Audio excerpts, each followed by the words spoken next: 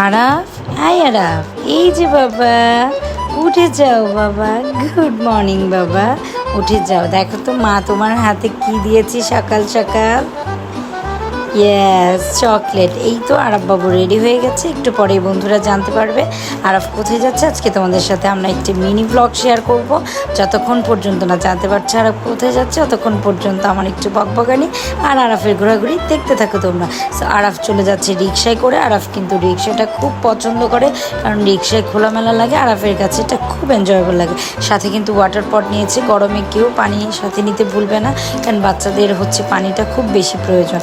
So এই যে আরাফ সিঁড়ি বেয়ে বেয়ে উঠে যাচ্ছে। আরাফের প্রিয় একটি জায়গা, যেখানে আরাফকে প্রতি মাসেই আসতে হয়। ইয়াস, এটা হচ্ছে সেলুনে এসেছে আরাফ।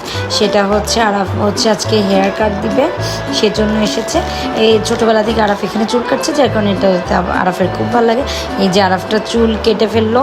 তোমাদের প্রত্যেকটি মতামত আমাদের কাছে খুব গুরুত্বপূর্ণ। কার কাছে আরাফের ব্লগগুলো কেমন লাগে অবশ্যই আমাদেরকে জানাতে ভুলবেন, এবং আরাফের হেয়ার কাটটা কেমন হলো অবশ্যই বন্ধুরা জানিয়ে দিবে সবাইকে। বাই বাই, আল্লাহ হাফেজ।